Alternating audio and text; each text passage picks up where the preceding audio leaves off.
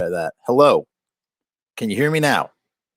Can you hear me now? I think you can hear me now. Oh, do I have to do that whole intro? Do I have to do that whole thing over again? That whole conversation I just had, I have to start all over again? Come on. Okay. Well, I guess I will. Okay, I'm going to just start over again. Hello, and welcome to another episode, the daily episode. Hello, and welcome to your daily episode of The Jeff Show. My name is Jeff. Welcome to my show. We've been doing a daily look at the Return of the Living, the complete history of Return of the Living Dead. And I figured we would take a break today to focus on one of the most intense films that I've ever seen in my life.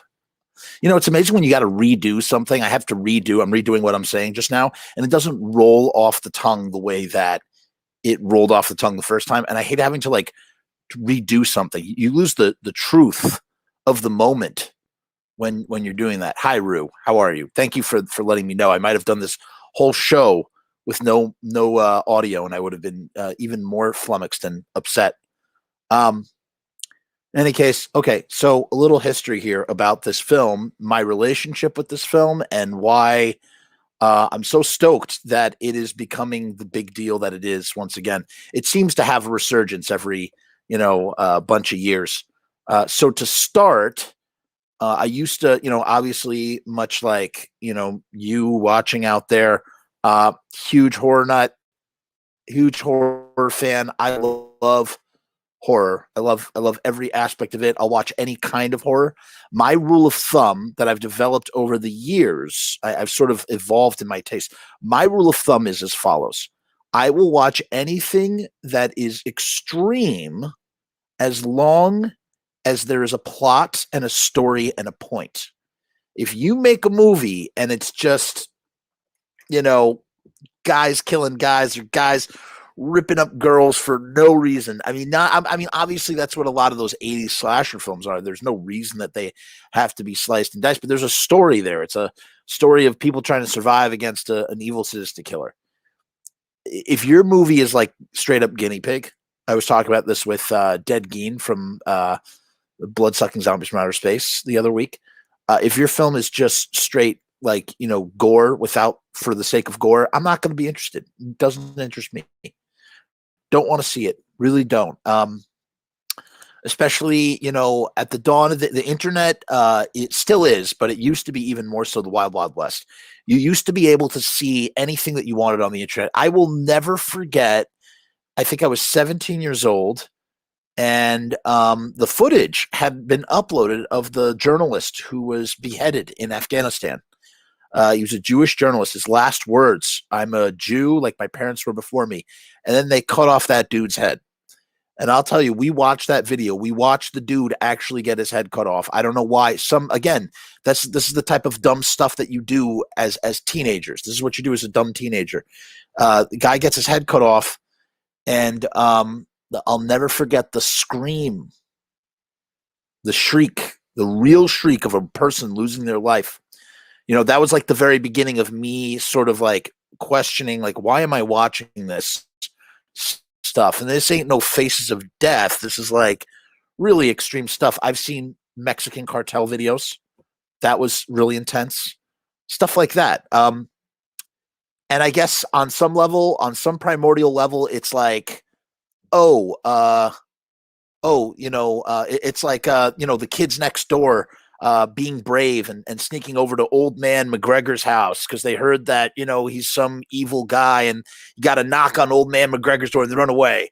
That kind of thing, that kind of like childhood Stephen King, let's go see a dead body, Stand By Me type of situation. And then as the years have progressed, hey, what's going on, Peter? Welcome to the show. We're talking about something a little bit different than Return of the Living Dead today. We're going to get back to that. I'm just in the middle of my intro right now. And so the thing that slowly started to happen inside of me was like, this stuff is really crazy. The real world is a really insane, dangerous, unfair, depressing place at times in certain areas.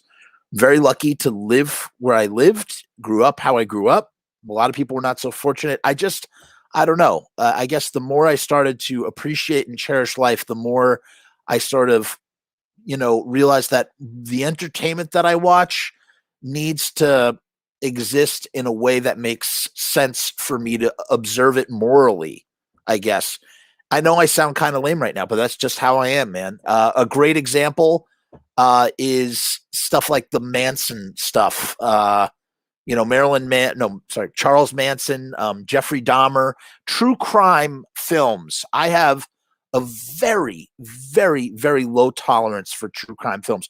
I saw The Girl Next Door, and that was another threshold moment where I said, why am I watching this? I was like, there is no, there is a story there. It's a true story. But there's like, why do I have to see that? Why do I just watching this girl being tortured? I don't want to watch this girl being tortured. It don't work for me. So I've started to really, and again, guinea pig. I saw one guinea pig that I thought was great and really felt that, frankly, I think it should be remade.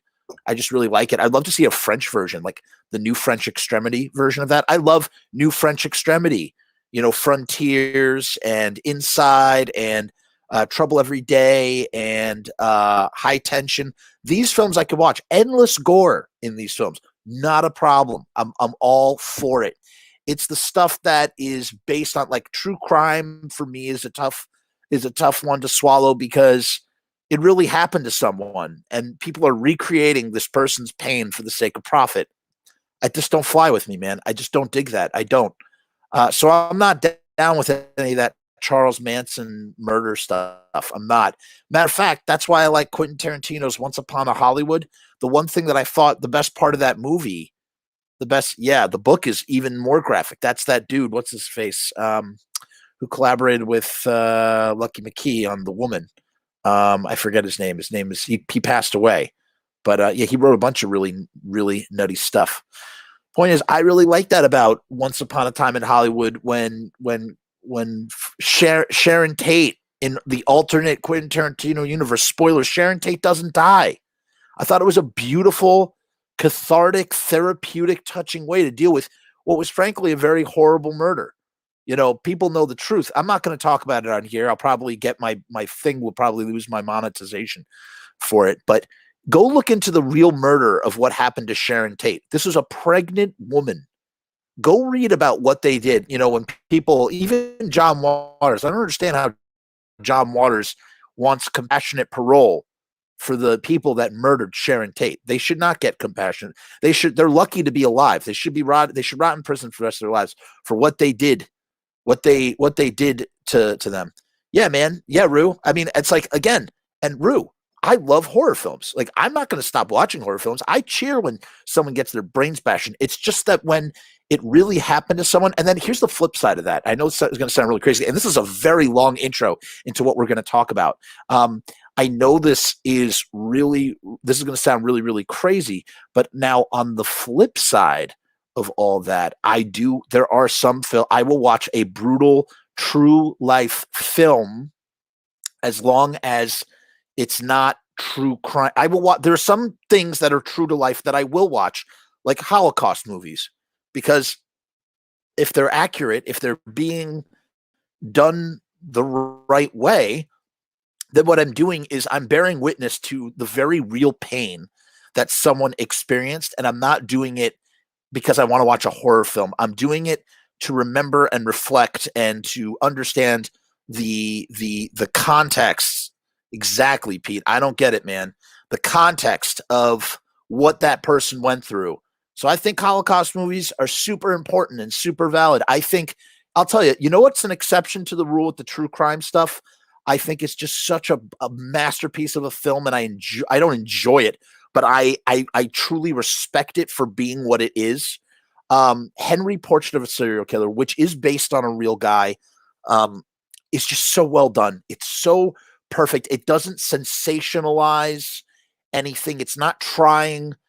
There's nothing commercial about Henry, Portrait of a Serial Killer. It's literally a portrait of a serial killer. That works for me. You know, if it's a fictionalized portrait of a serial killer, that works for me too. It's when you take a very real thing that happened to a real person whose last moments on this earth were terrifying and horrible, and then recreate that for people's entertainment. That's when because there's some things you don't watch for entertainment. There's some things you watch to understand the human condition. There are some things that you watch to understand the world better. It's an education. It's, it opens up your worldview. That's why I love cinema. It projects you into a world that you may never and will never ever visit. You can travel to places that you're never going to travel to. It's like you're literally omnipotent. You can go and see what life was like 500 years ago in this small little village and blah, blah, blah, blah. You know what I'm saying? Like it's a very incredible medium in that kind of way. So there definitely needs to be some context. Now, for instance, I watched Last House on the Left for the first time this year. I avoided it for many years because of its subject matter. But at the same time, I was very surprised to watch it and go, oh my God, like there's actually like a movie here. It's not just the exploitative act. You know what I'm saying? Especially when I understand the context of why people watch I Spit on Your Grave and Last House on the Left that have gone through traumatic experiences that are similar to those things. I'm not going to say that word on YouTube because I think that's like one of those words that gets you in trouble. That it's therapeutic for them. So there's that interesting aspect as well to all this stuff.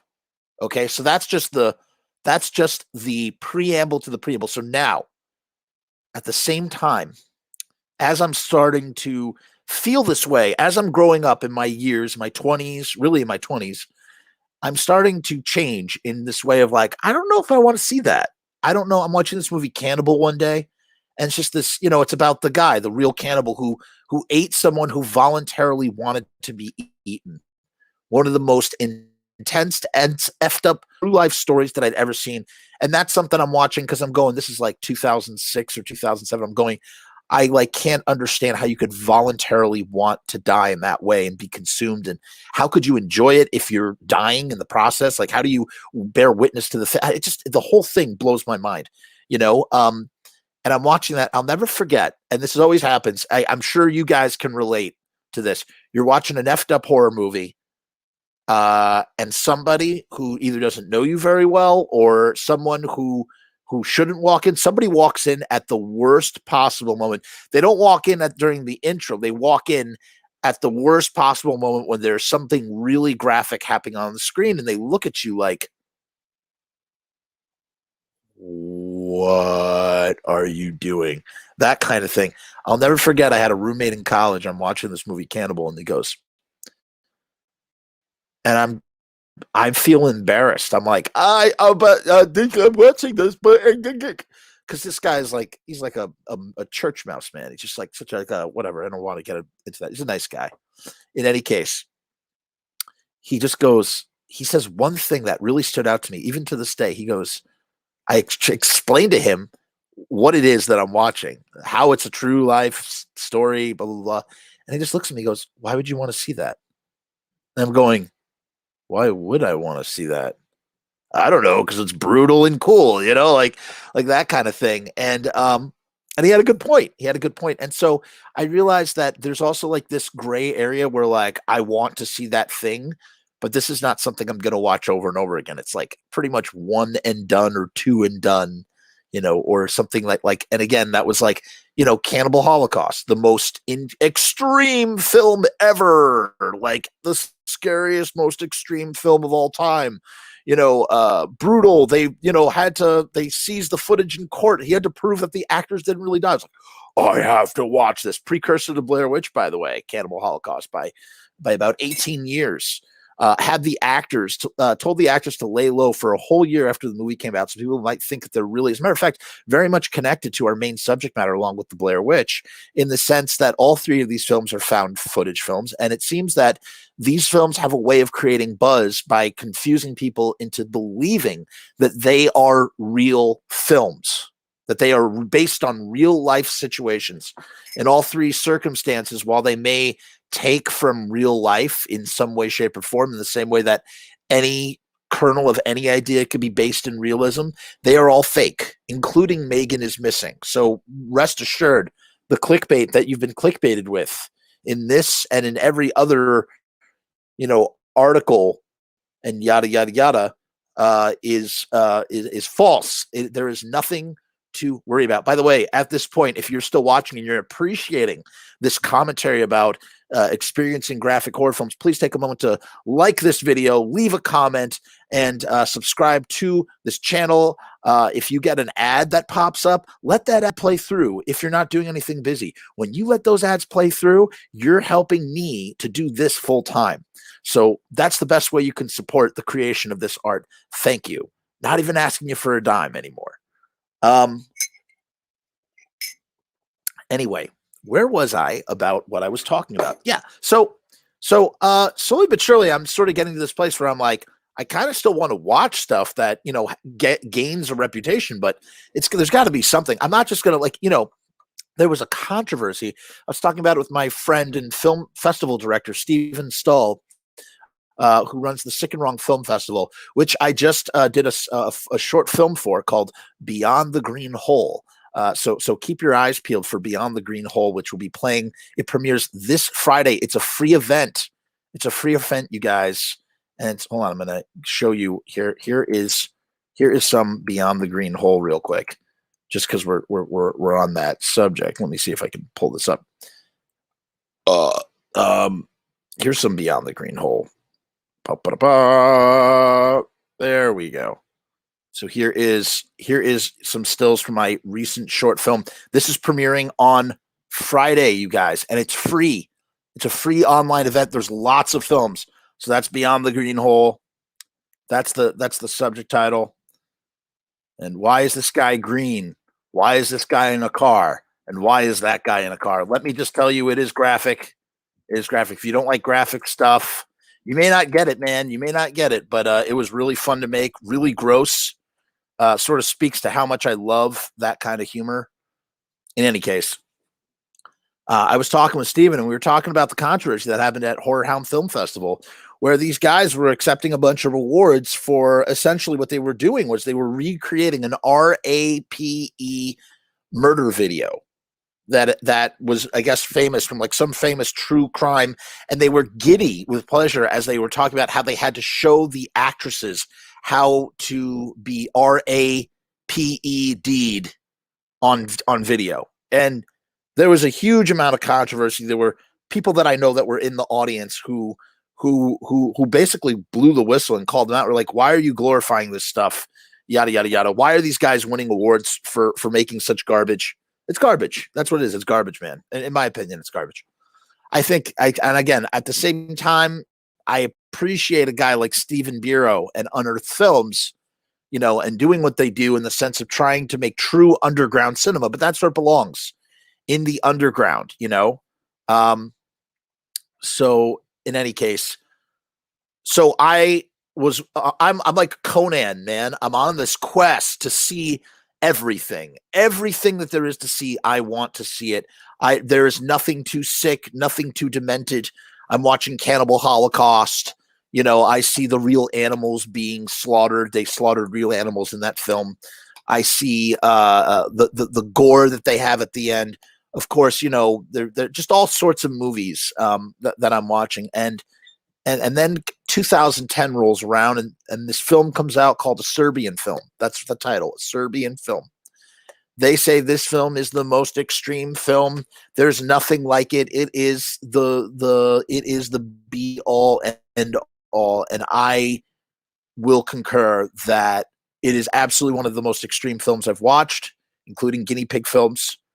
The concepts and ideas and things that happen in that movie are so utterly depraved and terrifying and horrible that I've only seen it once. I saw it 10 years ago, and I don't know if I'll ever see it again. I know there's an uncut version. It kind of piques my curiosity. I'm like, what could they possibly include? But there are parts of that movie that I'm a father now. I watched that when I wasn't a father. I'm a father now. I don't think I could watch it. I don't know if I could deal with that stuff. I just don't know. I don't know. I'm very sensitive to children being hurt ever since I became a dad. That's I weep for the children, that kind of thing. Which brings me to where I'm at today. I can watch, like I said, I'll go toe to toe with anybody on the gore stuff, but I need there has to be a reason. There has to be a reason. And the film, there we are. We're at the reason why we're at this video. The film that we're going to talk about now absolutely has a reason to exist. Not only does it have a reason to exist, I think if you are a parent, in the very least, every parent who has children, who, especially if those children are on the internet, needs to watch this film and have the awareness that this film garners from watching the things that happen in this film. It's insane. It is insane. Perspective from firsthand experiences definitely help us appreciate what we have in life. True horror is mankind's history. Thank God for, yeah, man. Rue, I totally agree with that, man. You're so right. You're so right. True horror is mankind's history. Absolutely. So again, if you have a child and they have a phone, and I got to tell you, the moment that my son is old enough to have a cell phone, I want him to have one. But the reason why I want him to have one is because I never want there to be a moment where my son can't call me. My son should always be able to get in contact with me. That's how I feel about it, honestly. I feel as a parent, I'm like, I could either try and keep this kid away from the world, or I could just let him be in the world. I just want him to always know that his dad is always there and always a phone call away. That's how I feel, man. That's how I feel. If he's out in the field drinking, if he's 15 and he's out in the field drinking when he shouldn't be, and he's drunk and he's thinking about getting in a car because he wants to get home without us finding out, I'd rather him call me and be like, Dad, I'm drunk, man. Come pick me up. I'll come pick him up. I'll be like, that'll be the rule, you won't, you're not in any trouble. If you reach out to me, the policy is you won't get into any trouble, so that he always feels like he doesn't have to make the more dangerous choice because he doesn't want to face my wrath. I think that's where I'm at least right now. We're still many years away, like a decade away from dealing with that nonsense, although not a decade away from dealing with the internet. Point is that if my son has a phone, that means he's connected to the internet. And in which case, I'm trying to figure out how I want him to see this film, because I want him to see this film, and he might laugh at it. He might laugh at it a lot, but at the same time, I think it's incredible that the TikTok generation, because that's what I call them, the TikTok kids, TikTok generation is having the visceral experience that they're having from this film. It's essentially, it's a 16-year-old, 14-year-old film. It was made in 2006.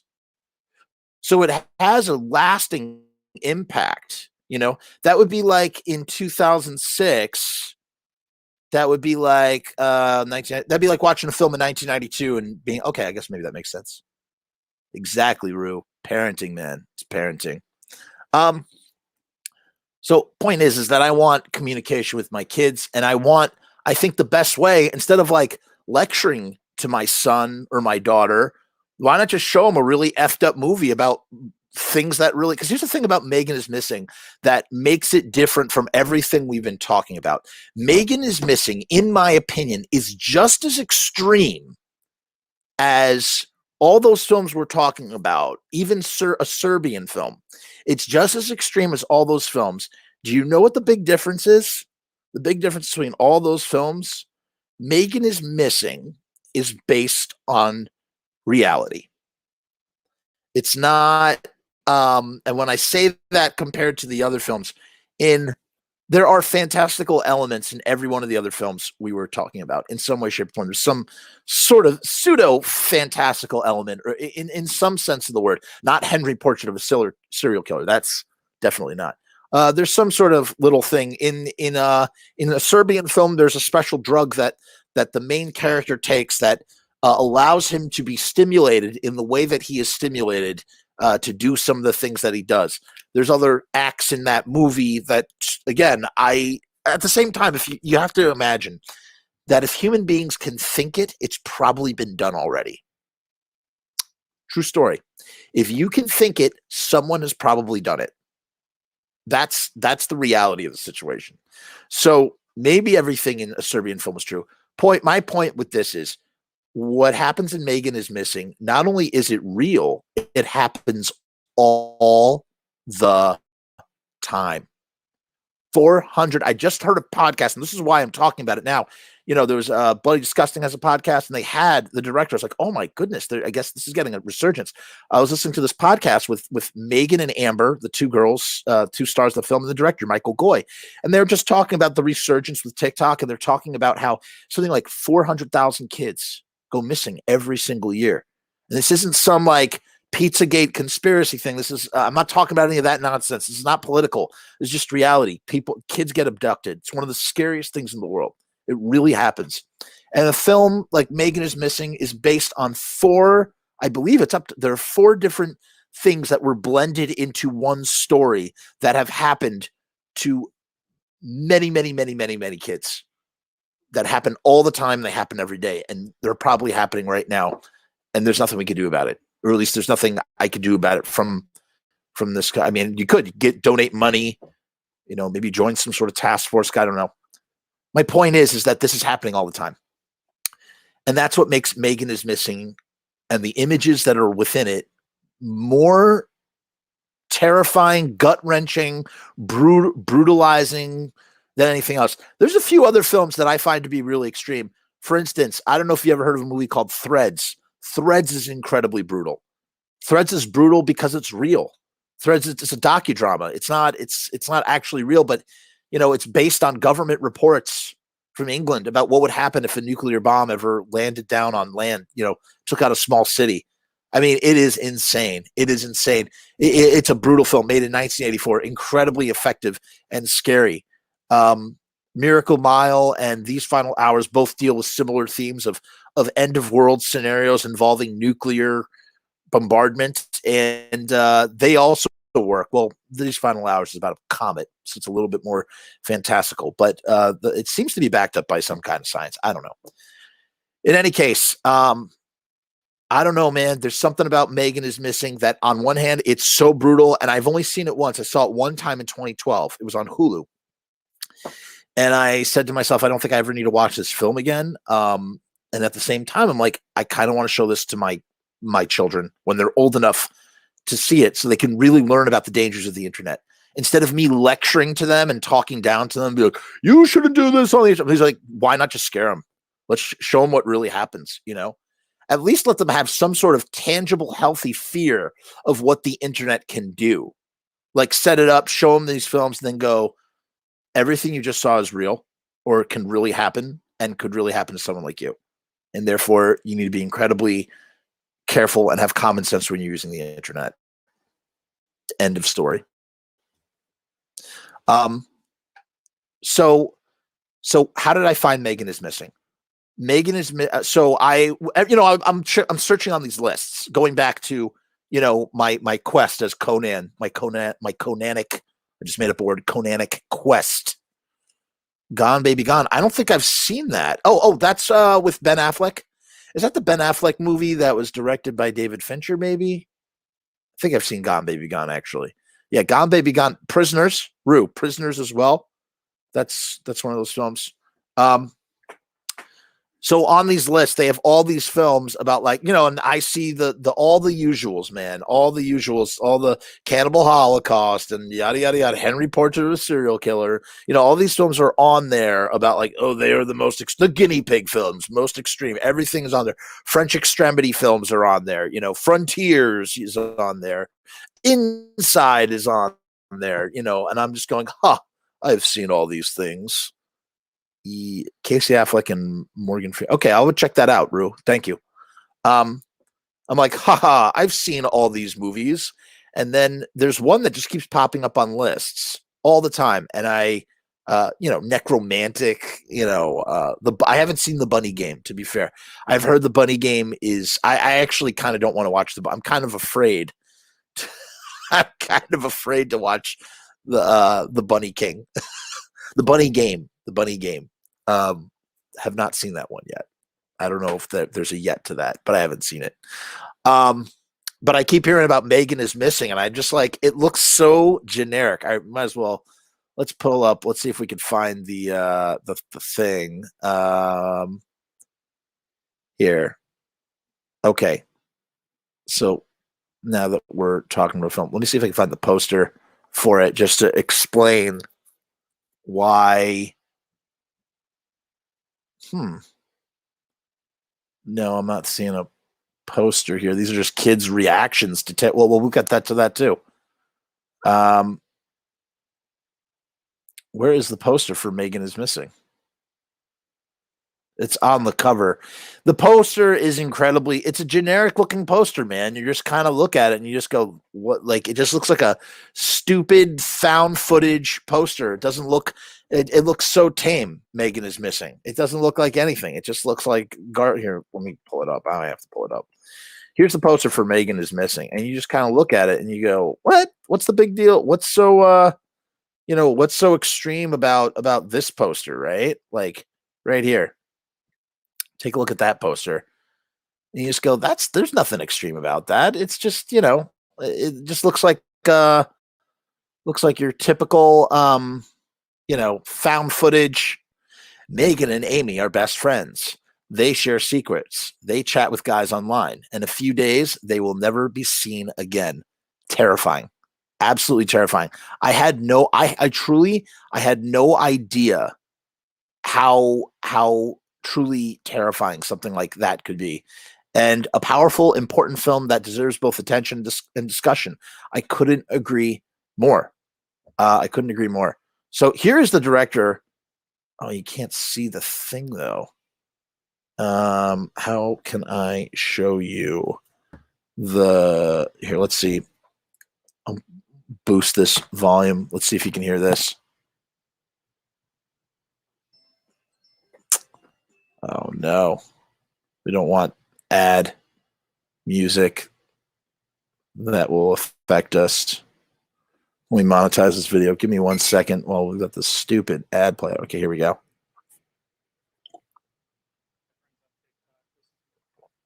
Oh, you can't hear it because I have the headphones plugged in, of course. Silly me. Or maybe you can hear it. Can you hear that, guys? Rue, can you hear that over your no, you wouldn't be able to, I guess. Hold on. Let me stop sharing the screen. Let's share the screen again. Chrome tab. There we go. Now you should be able to hear it. Okay, ready?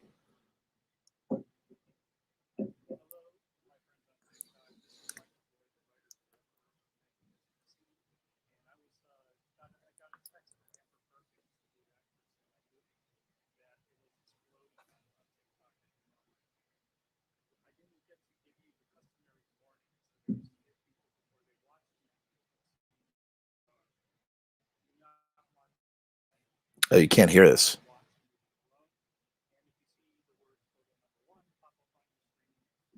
All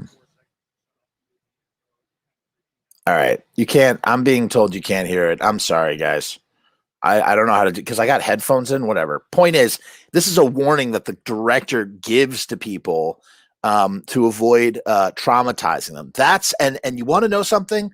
I couldn't agree with it more. So here's what happens, right? So I'm watching. So I finally decide to fire up Megan is Missing, right? I pop it up. It's on Hulu. I decide I'm going to watch it. I have absolutely no warning. I have no idea what to expect. I have no idea what I'm about to see in the least. So I don't get a warning from the director like this. And he talks about in his warning, he says photo number 1, and here you go. I didn't get to give, here's what it says. Here's the transcription in the video. Ready? I didn't get to give you the customary warnings that I usually give to people before they watch Megan is Missing, which are: do not watch the movie in the middle of the night. Do not watch the movie alone. And if you see the words photo number 1 pop up on your screen, you have about 4 seconds to shut off the movie if you're already kind of freaking out before you start seeing things that maybe you don't want to see, he said. And man, he couldn't. I couldn't agree more. It is truly terrifying. That first image you see an image, and the image is I don't know how to describe it, man. It's really, really sad. It's really sad. The image is based on an actual photo that they recreated. They recreated that photo. That is a real photo from the internet. That photo is an SEX crime itself. that they then recreated for that thing. And I'm not going to say what it is. Just go watch the movie if you have a chance to watch it. And for those of you who've seen it, you know what I'm talking about. And I'll tell you, when that popped up on the screen, because up till that point, you're watching it, and the acting, for me, the acting was a little goofy. I kind of want to revisit it because I wonder if I'm going to have a different approach to it. But at the same time, because I know what's coming, I don't think Megan is Missing will ever have the impact that it has. I feel like it's something that you watch one time, you need to watch it with full attention, and it has this intense primal impact on you, like this impact of like, I want to like hug my children and keep them protected from the world that could destroy them at any moment, that kind of thing. And I just remember up until that point, up until photo number 1, the acting is really, really sort of, it's just sort of cheesy, man. It's cheesy acting. The way that they do it's 2006, so they're doing video calls in 2006, and it feels too ahead of its time, is the truth. It's too ahead of its time, because in reality, that's like in today's reality, people talk on their phone, people FaceTime on their phone all the time. If Megan is Missing was made today, it would be completely real. But because it's made in 2006, and here I am watching in 2012, I'm going, nobody talks on their phone like that. And she has a Razor phone. I'm going, nobody can talk on a Razor phone that way. This is just not very realistic. It doesn't work. So that kind of took me out of it, all until we get to photo number 1. And when you see this photo, that's all I'm going to say. Oh my God. Oh my God. And from that moment on, my attention is razor focused. I mean, it's scary up until that point. It's scary because, you know, this girl, Megan, she gets abducted, and you're terrified. Here's the thing here's what makes it sort of, the Megan is Missing works on the Jaws principle. That's what I'm trying to say here. It works on the Jaws principle. What's the Jaws principle? When Steven Spielberg was making Jaws, he struggled with the mechanical shark, Bruce the shark. Didn't work very well. There was a lot of problems. The seawater corroded the wires. They just were having tons of problems. They couldn't get the shark to function the way they needed to function, let alone be a scary creature of the sea, right? And so the way that the movie Jaws was saved was by cutting out a lot of shark stuff that didn't work. Instead, and I've heard this said a few times, the difference between Jaws, when Jaws pops out at certain points in the film Jaws, the difference between Jaws looking terrifying and scary is only about 3 or 4 frames. Meaning that they cut it just at the right moment, like they cut away from the shark just at the right moment to leave that shark feeling super real and super scary. And if you just stayed a few more extra frames, that shark would have been like, it just looks stupid or something. What Spielberg is banking on is the fear of the unknown, the fear of what we cannot see. What I'm putting together in my head, the unsuspecting lurking, is going to be far more terrifying than showing me that rubber shark over and over and over again until my brain analyzes that it's like this rubber shark, that it's not scary anymore, and it just loses all its power. So there's something about not being afraid with your eyes, but being afraid with your survival sense. I guess that's what it is. Because, it's easy to be afraid with your eyes, and it works for a certain amount of time. Like, there's a certain amount of times you can watch something and it's like really scary. And then once you like your eyes sort of put together what it is, this monster or this thing, for me, talk about the Tar Man, okay, I see what it is. I see that it's a guy in a suit. I see, okay, I've intellectualized what this is. It doesn't have the same power that it has on me anymore. Rue says sometimes less is more. Exactly my point that I'm saying in a really long-winded kind of way. And so the reason why Megan is Missing is so effective is because she gets abducted, but you don't see a lot. You don't see anything. That's the thing about Megan. Once she's, and again, huge spoilers. if you've not watched the film, and I'm sorry if I spoiled it previously with that, what I did with my mouth before, stop watching now. Just turn it off. Stop watching this right now. Go watch Megan is Missing and then come back and we can talk about it. You don't want this to be spoiled for you, but I'm about to be talking about it. So spoilers. Megan gets abducted, and then you see her 2 more times after that. You see her in a single photograph, and then you see her again. And what happens is they're doing a search for Megan as they're trying to find her, and her best friend Amber, they're trying to, it's like a news broadcast, and they go, this image has been something like, this image has been identified as Megan has been identified in this image, something like that. And it cuts to that image I was talking about. And the look on her face, it's only like 4 seconds, man. Not even. Literally 4 seconds. An entire film, 85 minutes of a film that just punches you in the stomach in 4 seconds. You know what I mean? And you just go, oh my God. And what's more terrifying is the stuff that you don't, how did she get into that position? Why does she look the way that she has?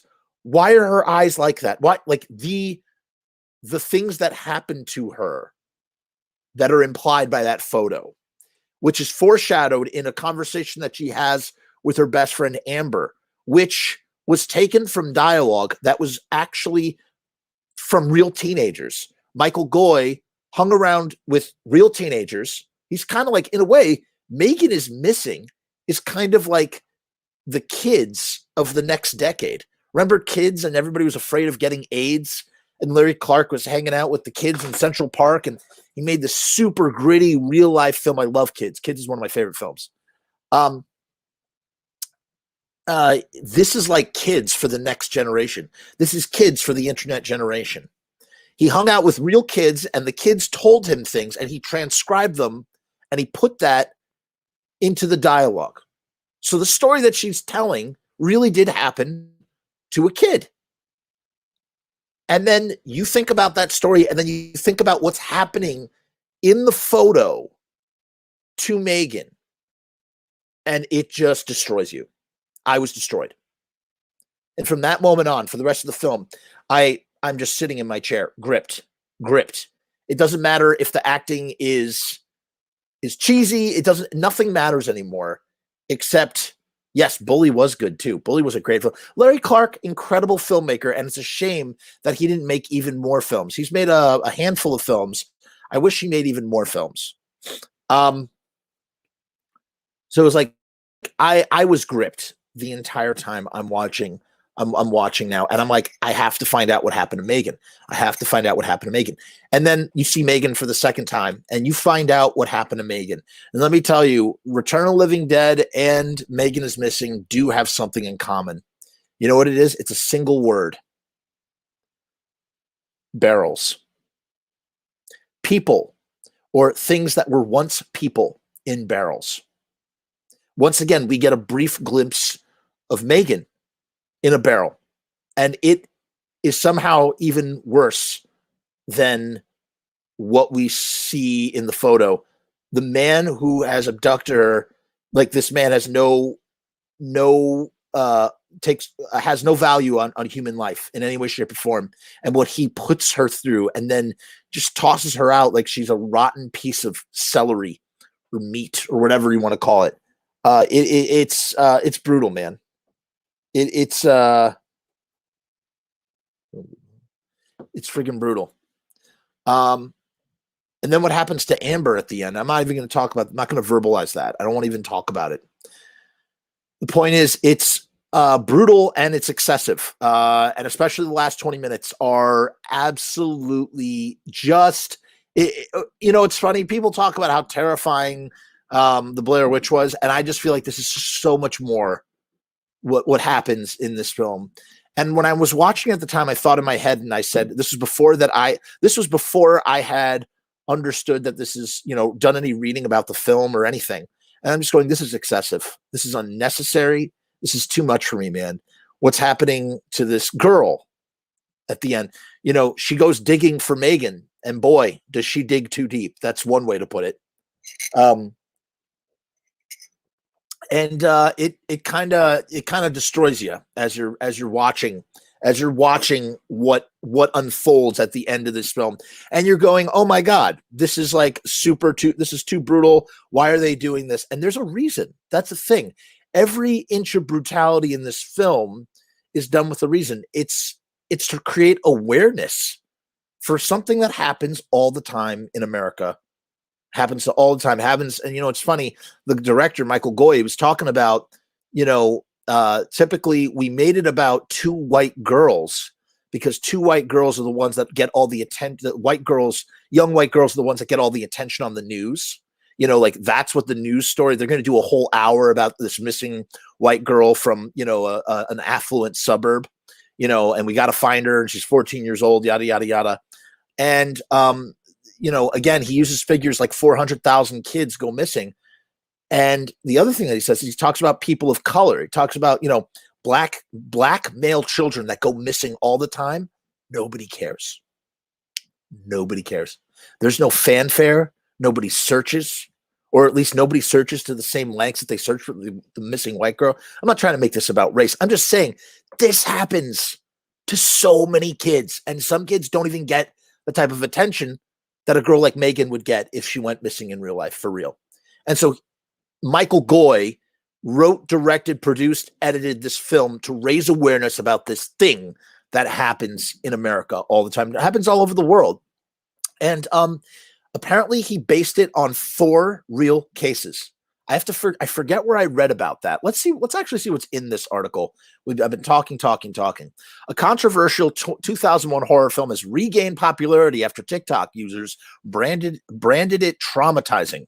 Written and directed by Michael Goy, Megan is Missing is a found footage psychological. That's what I'd say. It's a psychological horror film. Centered around 2 14-year-old high school students, Megan, played by Rachel Quinn, and Amy Amber Perkins.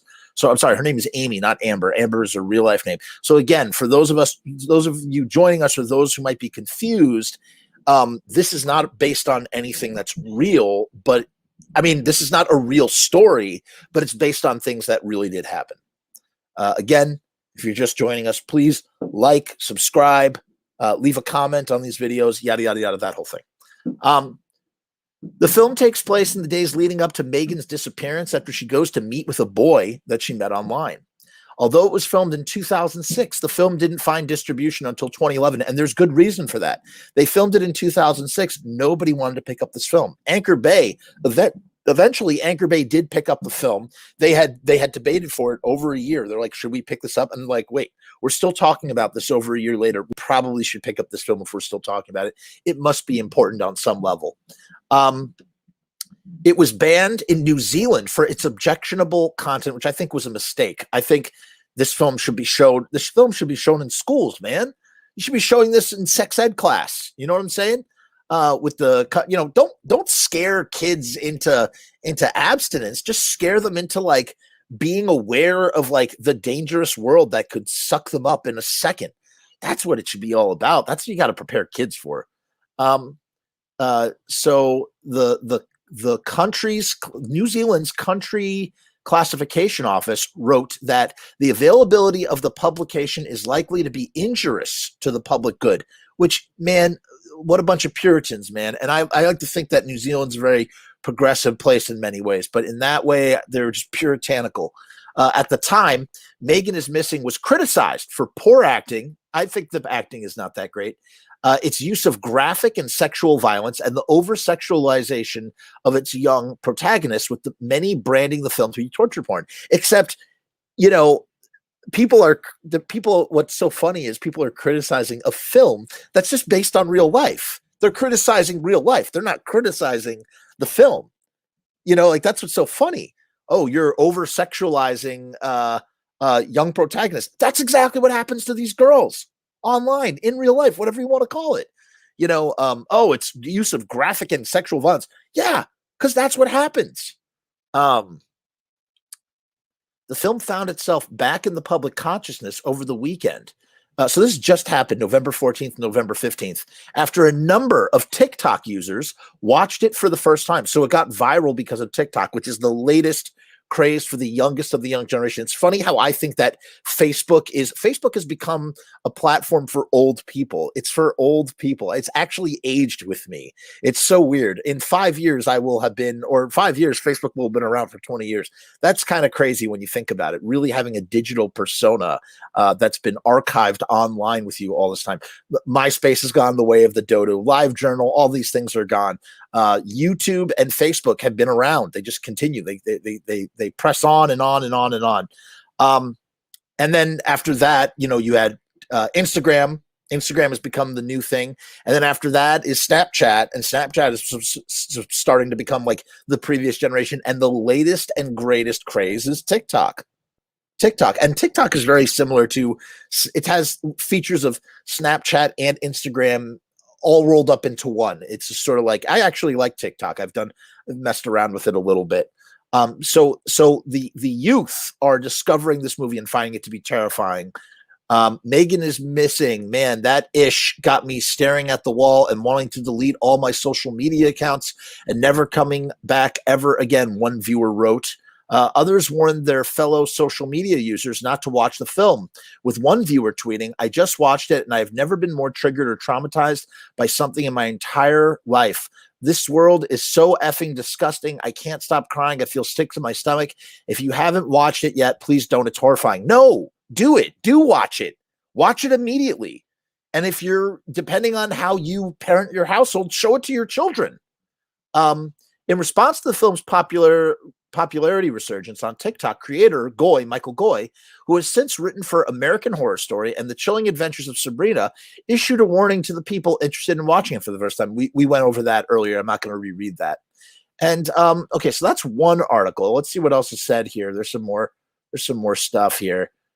Is Megan is missing based on a true story. So now so this is on November 14th, 2020. So now people are starting to really look into it, and that's Megan right there, and that's her friend Amy. And Megan is sort of the more, I guess you would call her advanced of the two, in the sense of like, or more in touch with her sexuality at her age. I don't know how you want to like dissect what her situation is. And Amy is the more, is the innocent, is truly a girl of pure innocence, which makes, oh my God, like I even just saying that like makes my flesh crawl. Here's what this article has to say. Have you been wondering whether or not the controversial horror film Megan is Missing is based on a true story? Well, you're not the only one. Plenty of horror fanatics are questioning whether the 2011 movie has actual real footage in it from 2007, or if it's based on a real missing girl story. And we have some of the answers for you. So I'm going to say right off the bat, it's based on 4. This is what I remember reading years ago. It's based on 4 real life stories that were fused into one story that is Megan is Missing, that were taken from real forensic criminologists. While the film seems eerily true, what aspects of this child serial killer story are factual? It's interesting that they call it a child serial killer story, because that's exactly what it is. It's a child serial killer story. Let's first discuss the premise. I can't say that word out loud. The premise. Let's first discuss the premise and the details behind this movie. Directed by Michael Goy, the psychological horror film was purposely filmed in a found footage style and chronicles the days leading up to the disappearance of Megan Stewart. After Megan set up to meet with a boy she was chatting with online, the popular high school student goes missing, encouraging her best friend Amy to launch an investigation. Now, Michael Goy has said, "Man, I am so stoked. I am so happy that people think that it looks like crap and that the acting is crap or whatever, blah, blah, blah." He said, because everything in this film it's supposed to be real. It should look that way. It should look like crap. Michael Goy wants it to feel as real as possible. And like I said, the things that happen to these girls are based on things that are real as possible. And again, it does, like I said, the last 20 minutes are just brutal, or brutal, or I think it's the last 30 minutes are just like the worst, like truly the worst. But the up until that point, that sense of existential dread is the fear of what you're not seeing. And it's brought upon by this photo that we see. And then the photo, then the visual of Megan at the end confirms, and somehow that's the other thing too. It's like an A-B setup. The setup is the photo, and that's terrifying in and of itself. The punchline, I don't really mean a punchline. I'm just thinking, if you think about a joke or storytelling is a setup and a payoff. You set something up that needs to be paid off later. Very simple terms. I'll use setup and payoff. That's better than saying joke and punchline, because there's nothing jokey about this. So the setup is this photo that you see of Megan, and you see what is happening to her. And that's all you see for 4 seconds. That's it. And then the payoff is, not only do you find out what happened to Megan and where she ended up, talking online to strangers, where it got her, but you also see that whatever happened to her in that photo, is 100 times worse than anyone could have possibly imagined, based on her current state at the end of that film. And that's what makes it so brutal and disturbing.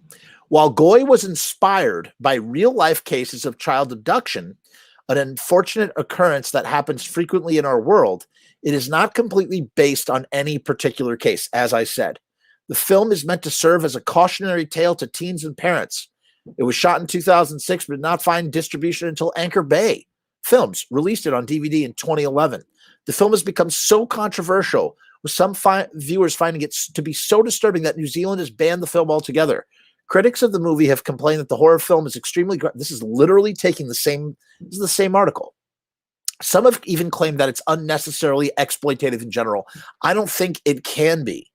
I don't think it can be. You can't, there's no way to make this film unnecessary in its representation of the real brutality that children face all the time. So these are kids reacting 9 years after its release. These are kids. I don't think we're going to be able to hear them because I have my headphone on, but this is all right. So this is one kid who's saying, she's saying, me before watching Megan is Missing. She said, "Oh, you're so traumatized. It makes me want to cry." 30 minutes in, that's her 30 minutes in, right? That's how she looks. Right? This is her 1 hour in. Obviously, this is done for dramatic effect to show the progression on TikTok for views. But I would say it's pretty accurate for me how I felt when I was watching it. That's 1 hour in. Towards the end, 1,000,000% her reaction is real, or at least real to me. Right? Me shaking and literally trying not to move the phone because I'm literally traumatized for life. I mean, it just boom. Let's see what else. It's not quite clear why Megan is Missing is going through a renaissance in 2020, but it's not unusual for cultural artifacts from decades past to become popular on TikTok, which is favored by Gen Z. I'm not going to read it again. It is set in 2007. Per The Guardian, film scholar Alexandra Heller Nicholas, who has written on violence and RAPE in horror cinema, said that Goy's motive was unquestionably positive. He's a good guy who really wants to save kids' lives. But that didn't stop Megan is Missing from being dismissed as torture porn. Ultimately, it still looks and feels like an exploitation film, but it is so not. And I have to tell you, after watching Megan is Missing, that's exactly what I thought that it was. And it wasn't until I heard an interview with the director and how much this guy really cares. He really cares. He really is a stand-up guy who made this with so many with such morals that, like, there was so much. This film was made with ethics, man, is what I'm trying to say. This film was made with more morality and ethics, despite its graphic nature. So I don't think, I really do think he's a good guy, and his intentions were pure, and he did the right thing in making this film. Many of the videos in the Megan is Missing tag on TikTok were posted within the past several days, and it appears the film exploded on the app over the weekend of November 13th. However, people have posted about the movie and their reactions to it before its biggest surge in November, with the film coming up as part of film recommendation series or in reaction videos. In early October, some users were already posting about how they wish they hadn't watched it. So here's another girl. She says, just finished Megan is Missing and really wish I hadn't watched it. I don't know if you can't hear this, but here is why. She says, the acting was awful, and the photos of Megan after she went missing made me nauseous, and the last 20 minutes of the movie made my stomach turn, and I thought I was going to throw up because it was so mother effing graphic. It's so interesting how kids communicate. This is a child, not a child, whatever. A girl, a young girl, a young teenage girl. She communicates by writing a thing on her head and then posting a video of herself, and that's how she communicates with the world. I don't know. It's kind of fascinating. That's it. So it's almost like a thought bubble in a way over her head. So here's another teen. Now people on TikTok are posting their reactions to the film or making videos about how they felt after watching it. Many are calling the film traumatizing and using the slowed and pitched down version of Rat by Penelope Scott in their posts. Oh, you're so traumatized. It makes me want to cry. Scott sings in the song. So this movie that traumatized me.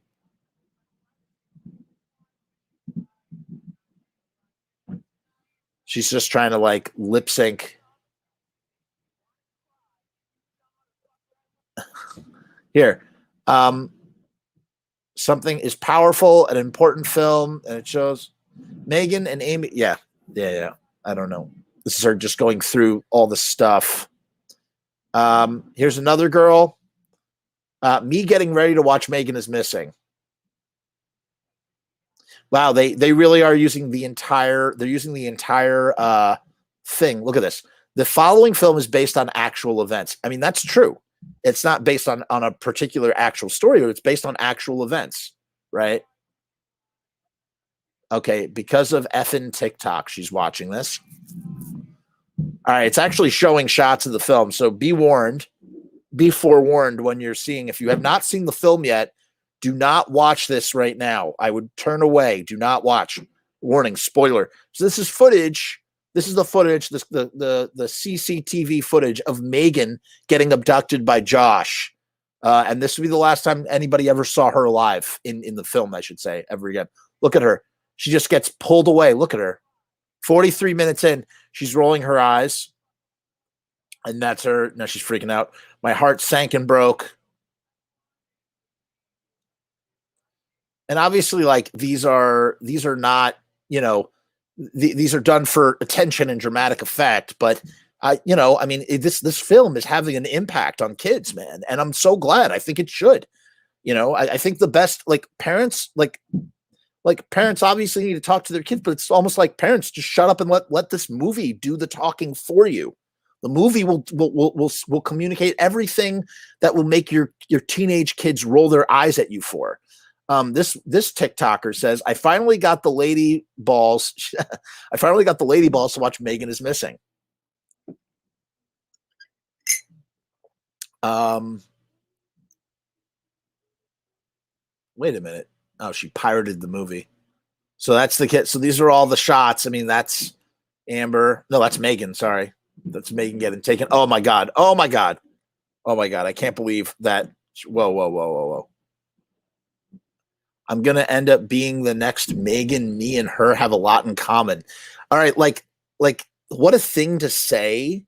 But at the same time, it's like, what a wake-up call. Because you want to know something? Even if this girl does engage in risky behavior, talking to strangers on the internet, like whatever maybe that makes her think that she has something in common with Megan, at least she has, like, this is an effective tool that's reached her in the sense of, like, sitting in a classroom maybe and like being lectured about this stuff by teachers and parents. And, teenagers just think they're invincible. They roll their eyes. But by seeing a fictionalized character, this happened to a fictionalized character who could be them. seeing a teenage girl just like them or whatever, a young person just like them deal with this, because that's the reality of the situation. I think it's an effective and necessary tool, and like, bravo that it's being recognized, you know? So that's another one. Let's see what this one says. Me before watching Megan is Missing. Yeah, she's all smiles. This video may be inappropriate. I guess you can. Oh, wow. I guess it is available. 30 minutes in. The last 20 minutes made me sick to my stomach. I mean, it's all the same. Now, is that her actually crying, or did she did she like put stuff on her face so that her reaction video would have a good impact? Who friggin' knows? I don't want to take away someone's emotion for feeling the way that they feel, but man, the term Megan trended on Twitter on Sunday afternoon as people began posting about it. Everyone on Twitter, don't watch Megan is Missing if you have severe anxiety. Me, I like that. He's got a microscope with glasses. You know, I guess at the end of the day, maybe if it even is a film that, like, it should be, you know, people, it seems they're watching it on YouTube pirated, but I'm sure that Michael Goy, I bet you he doesn't even have a problem with that. I bet you he's just like, this is for him. It seems like the most important thing about making this film was about getting the message out there, you know, and doing it in the way that he did it. And so I think, man, Michael Goy, I salute you. Your mission is accomplished. The director of the film joined TikTok to post a warning about it, right? We already talked about that. What else? That's it.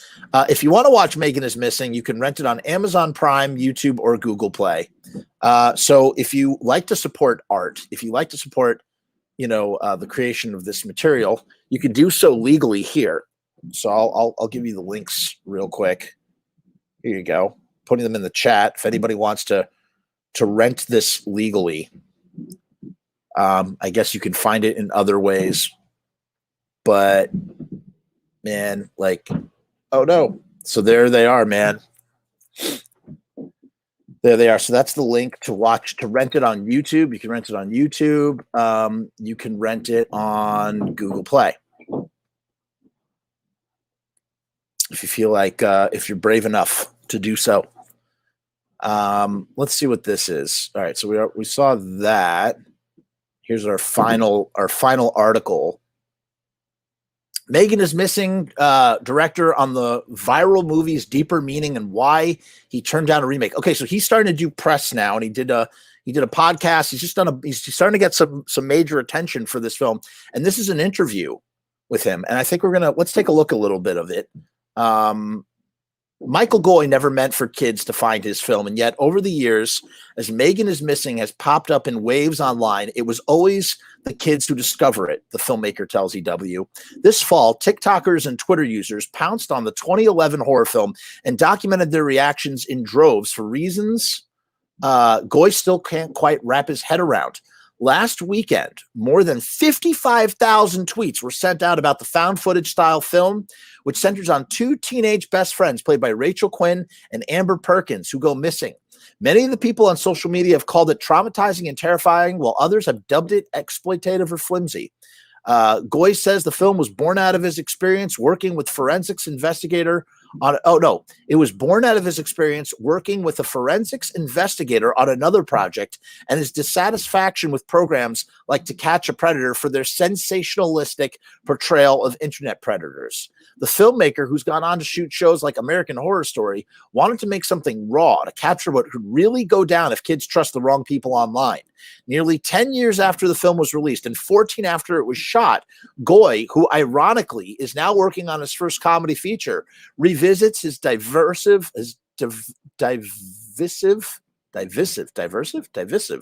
horror. What does divisive mean? Let's look that up.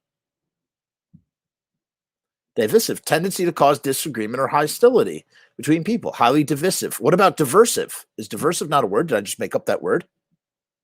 Oh, okay. Rue. Oh my God, Rue, you've not. I thought you had seen it, Rue. Rue. I hope I didn't spoil it. Damn.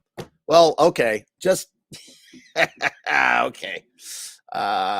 Man, Rue, I didn't know that. You should have turned away, man. So there's the director, Michael Goy, right there. Entertainment Weekly, a lot of TikTokers and people who are just now seeing the movie have described it as traumatizing. You even filmed a video warning people about it. Did you anticipate the strong reaction when you were making the film?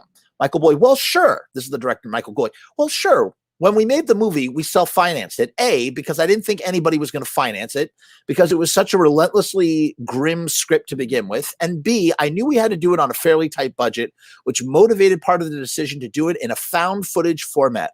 But also that format seemed to lend itself to a lot to the type of movie that I wanted to make. And the casting of unknown actors was part of that as well. Because if we were using known actors or faces who were recognizable, it wouldn't have the air of reality that I wanted it to have. We shot the movie in 8.5 days. The total production budget was $35,000 and a crew of 5 people with no motion picture lighting equipment, no grip equipment, no professional sound recording equipment, because I wanted the aesthetics to be very raw. And at that time that I made that movie, I had more than 30 years professionally in the business. When we made the movie, I knew that it was going to be controversial. So I wasn't surprised by that reaction, really. So this guy really said, I'm glad to hear that. I just try and wipe your brain before you watch it, Rue, and make sure you put on something comforting after you watch it as well. You're definitely more prepared than most are when they see this film if they don't know anything about it. But you hear Michael Goy talking about this film, and it sounds like this guy has a good head on his shoulders. Entertainment Weekly says, "Is that why you think the movie went viral? Because it's marketed as a found footage about real events?" We never set out to deceive people, Michael Goy says. We never set out to deceive people into thinking that it's real. I understand people's emotional reactions to the material, that they want to believe or feel like that it's real, but it's a movie. It's a motion picture. Everything that's in the movie is based on real cases. There's nothing in the movie that I made up. Everything came from documents, courts. This is crazy. All right, here's what I was talking about. Ready? Everything came from documents, court transcripts, surveillance videos, file photos, all of that from 7. So I was wrong. It's not 4 different cases, 7 different cases. So in that sense, it's entirely accurate to what actually happened in these individual cases. Just the 7 cases were melded into the storyline. So to break that down, using documents, court transcripts, surveillance videos, file photos, from 7 different abduction, SEX crime, child abduction cases, whatever you want to call it. They all got consolidated into a single storyline. And as I said in the second video that I recorded for the audience out there, the dialogue was entirely transcribed from audio and video recordings that I've made of friends' children. So that's what he did. He went to his friends' children and he said, listen, guys, I promise I won't talk to your parents about what you tell me, but I'm trying to make this film as real as possible. And slowly the kids started to open up in front of them. They started to get very comfortable around him. And I guess he kept to his word. He didn't show his friends' parents what they were saying. And he couldn't believe the stuff that he was hearing. There were also 2 sets of children that I interviewed just to get a sense of what they talk about and how they talk. And that became the dialogue. And that changed the script that I thought I had in mind, because the frankness of those conversations really surprised me. So again, and I agree, I think the script is good. It's a good script. I think the acting, the actual performances leave something to be desired, personally. But you have to get over that when you realize how real this stuff is. Entertainment Weekly says, so you've talked about how you made this movie to educate and warn parents and kids about the dangers of not being careful online. Michael Goy says, well, not kids. I never made the movie for kids. I made the movie for adults, but kids found it. So, I mean, but you want to know something? Obviously, it's for adults, but kids should be watching it. I would have no problem. Again, when pending a conversation with my wife, depending on the emotional age of my daughter and my son when they're of age, deciding what the right time is, showing it to my wife first and being like, we need to show this to our children. They should see this film, especially as the world, even in the age of COVID, when literally our social lives have become completely digital. Most of my social interaction is digital.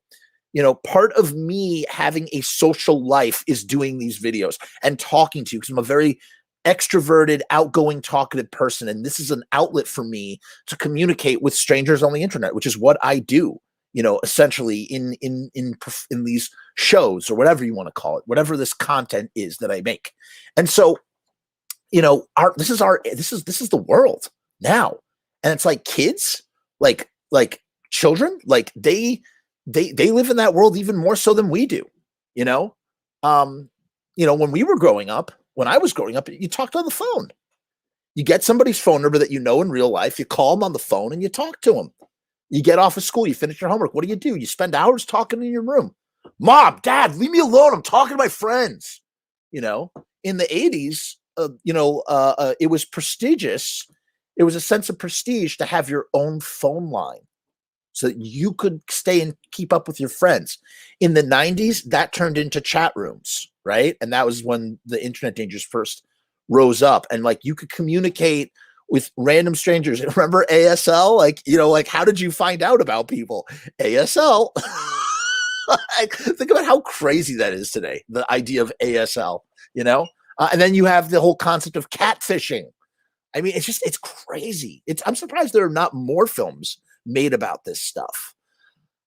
Right. EW says, right. After more than a decade of this movie being out, do you feel that you've accomplished that mission? He says, talking about, and he says, to a degree, the movie is too extreme for some people to either take seriously or not to be judgmental of the motives behind making it. In retrospect, the message may have been clearer if the movie hadn't been so frank and brutal. I disagree.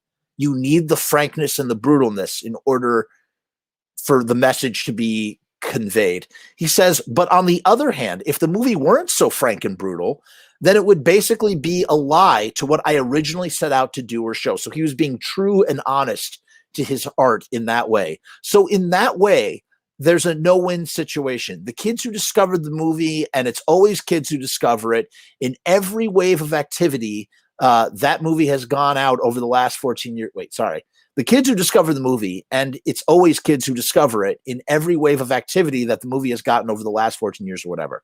I remember the first time that it started trending up on YouTube years ago, an 11-year-old, he got contacted by an 11-year-old kid. And she says, wow, now I understand what my mom has been telling me about being on the internet. I didn't understand it until I watched your movie. And I said, what are you doing watching my movie? There's no way that an 11-year-old should be watching this film. So 11-year-olds, I mean, that's what I'm saying. And you know what it is? You know why it's such an effective tool? Because it's the secret sauce, baby. It's mommy and daddy's liquor cabinet. You're not supposed to have the key. You're not supposed to be in here drinking the liquor. It gives the kids a sense of like, I'm doing something wrong that I should not be doing. And then like a Trojan horse, it's delivering the message. The message gets delivered right to your eyeballs, right to your children's eyeballs, because they think that they're not supposed to be watching this. And then all of a sudden, what you always wanted, you have given to your children without them being like, oh, mom and dad, F you. You don't understand me. Leave me alone, mom and dad. Let me be in my room. I love my 5-year-old. Even my 5-year-old, my 5-year-old has a tablet that he had from his school, right? He switched schools, but he had like an iPad tablet thing. And, he loves going on YouTube, and we let him watch on YouTube. As a matter of fact, I got to tell you, I can't tell you how much my son's vocabulary has exploded from watching stuff on YouTube.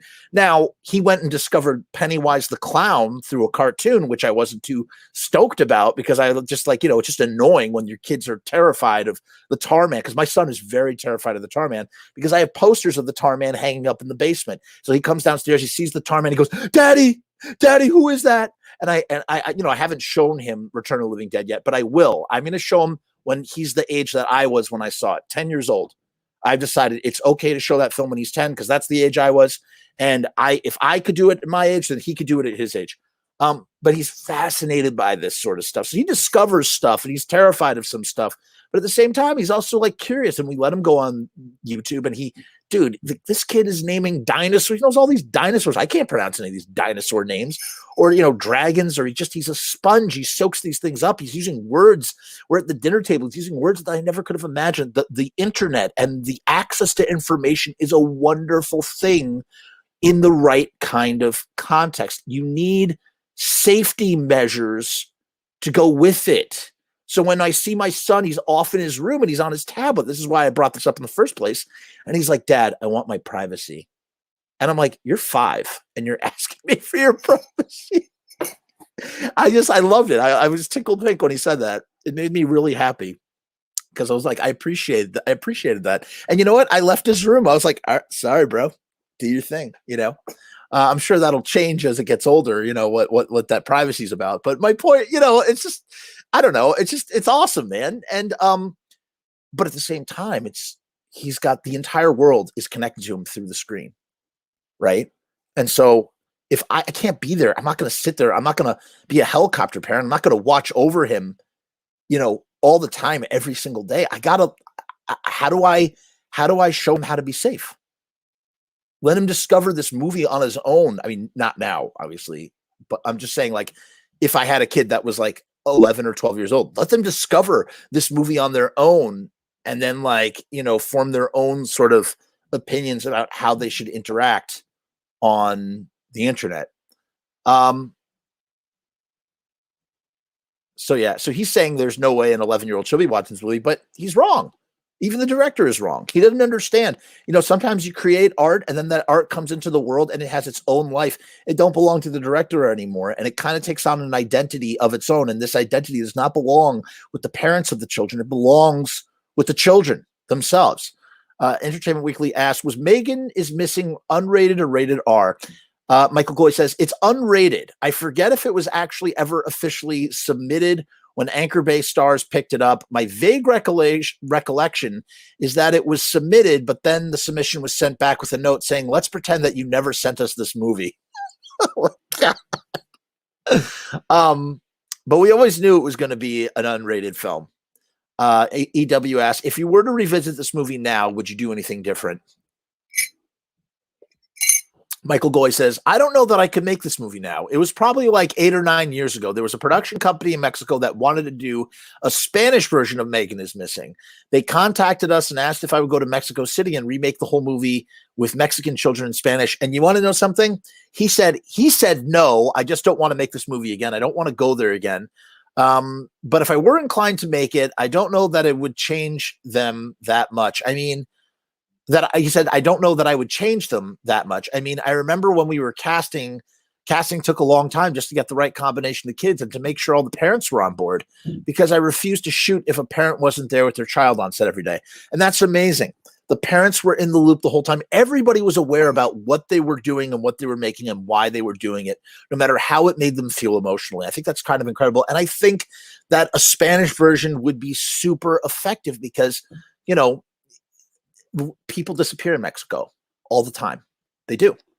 People disappear, and children disappear, and stuff happens down there the way that it happens up here. No different than how it happens in America. And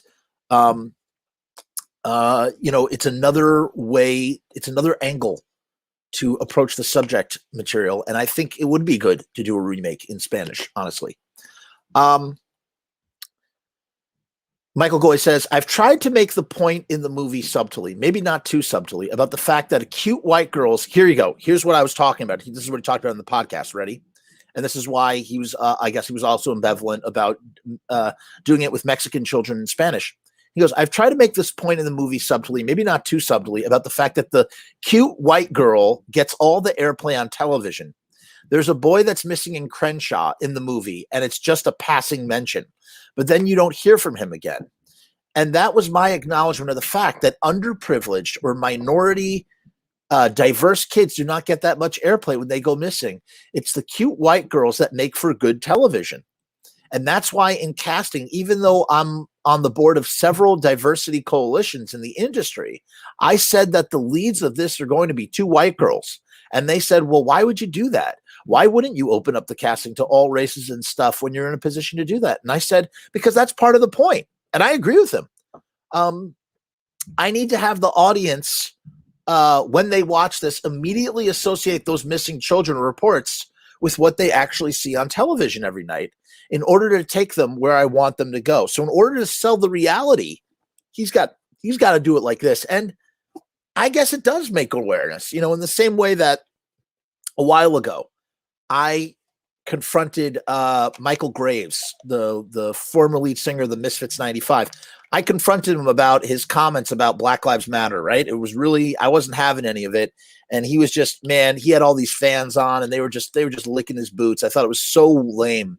And the thing that I didn't say to him on air and what I wish I had said, and it ties into this point right here, is, I'm like, you have all these people coming on your program talking about like how great you are and why what you're saying is not a problem. I haven't heard from a single black person. Why haven't you had a single black person?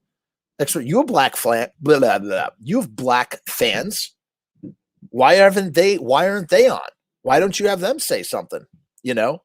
And it kind of really, to me, that was probably the most damning thing about everything that he was saying and doing about not being racist or not, whatever. It just kind of was just like, I just kind of found it to be BS, man. Because I'm like, I'm sure that if you had some black people on, people of color, they might not agree. They might not align with your narrative. Your narrative was all these Midwest people, white people, it just didn't work. And so I think that there's something to that as to why Michael Goy, had it about white people, had it about two white girls.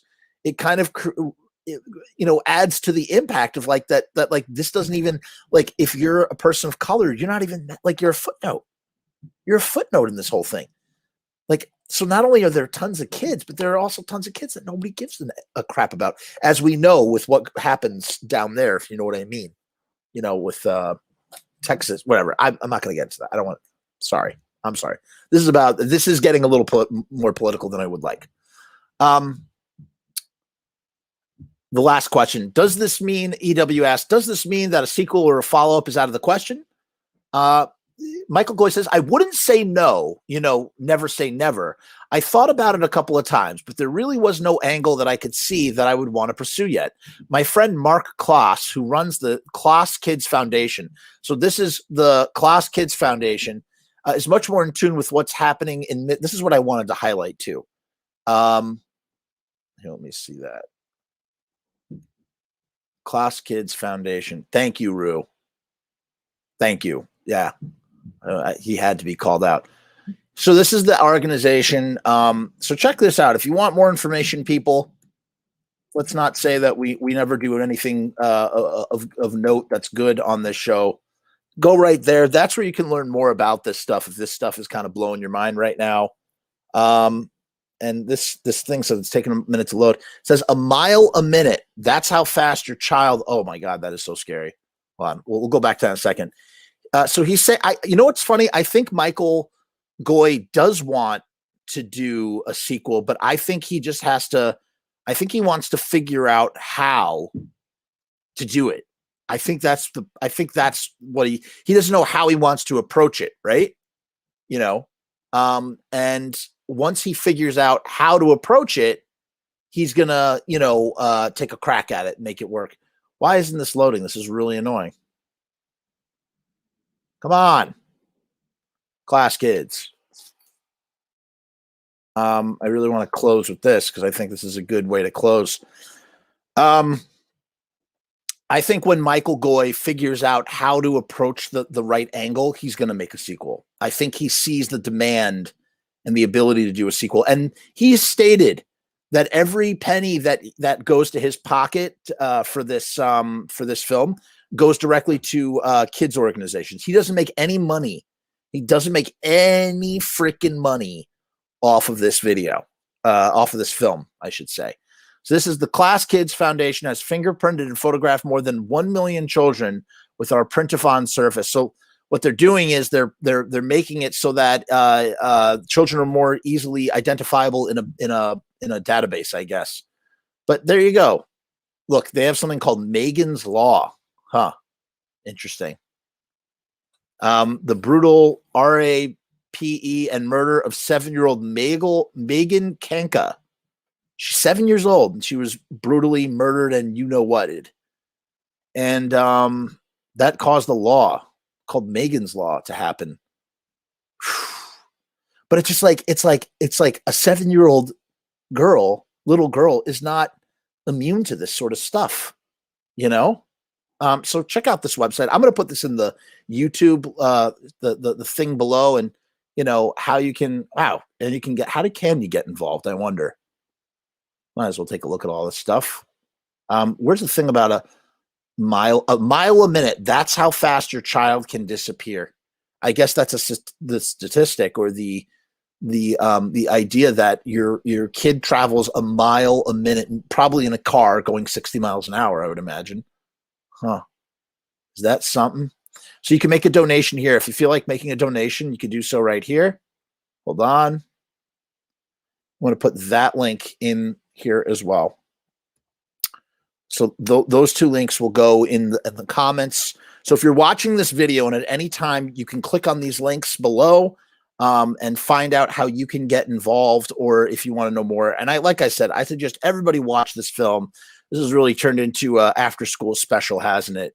I did not intend for it to be that way, but the more I talk about this film, and it's just crazy, man. It's really, really, really crazy. And yeah, so that's why Megan is missing, is having such a resurgence. And like I said, maybe my rules, my rule of like never revisiting something because it's so messed up. Maybe it's something that I don't need to be so strict about. Maybe there is merit to revisiting stuff in the right kind of way. Maybe if I watch this film with my children, that I watch it with them and pause it at certain moments to talk about what it is that they're seeing. I got to tell you, I watch horror films. I watch a lot of horror films, and there are times where, especially I did 62 horror films in the month of October, because I do this thing, 31 days of Halloween every year. And, my son would walk in from time to time while I was in the middle of watching. He'd be in his room on his tablet or whatever, he'd come in, see me watching something really messed up on the TV.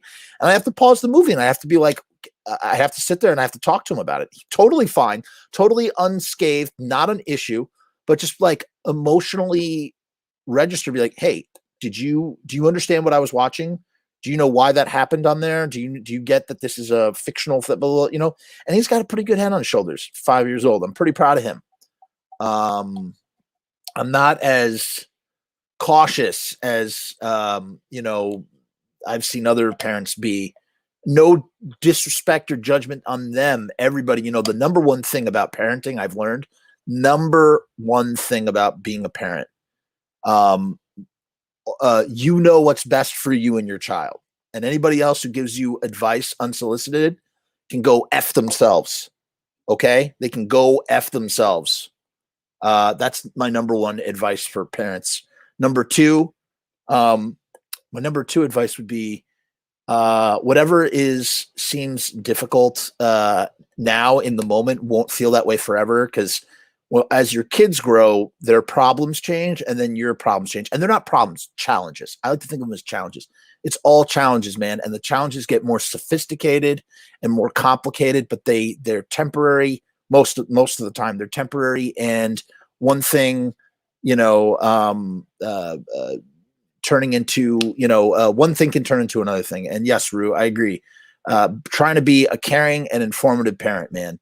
Just sort of talking things out. So, wow, this was an extra long episode. I did not intend for. Here we go. These links are finally loaded. So look, so you can get involved. There are ways to get involved, which is cool. I think that's very interesting. And then if you want to support and help, if you want to do a donation, you could do so here. So there you go. There's all that stuff here. I'll put that link. Oh, no, that link is already in there. All these links will be in the bottom of the YouTube. Thank you so much for joining us for a. This was, as I said, this was an after school special. It started off talking about horror films. It turned into an after school special, but I guess that's, that's the movie having it's the right effect. And we'll be back with our regularly scheduled programming that is the complete history of the Return of the Living Dead. Perhaps tomorrow, perhaps the day after that. More episodes of Pizza Punk are coming. I'm taping one tonight and another one tomorrow night. So I'm just going to keep those rolling out. And we got a new episode. Like I said, Friday is the big premiere of. I love how I could talk about this and then I could make the film that I made over the weekend. I made a film. Let's put it that way. I made a film. A very graphic, effed up film. Peter, you have a great day. Rue, you have a great day. Thanks again, Jeff. That was a deep episode. See you next time. Yeah, man. Absolutely. Thank you, Rue. Thank you, Peter.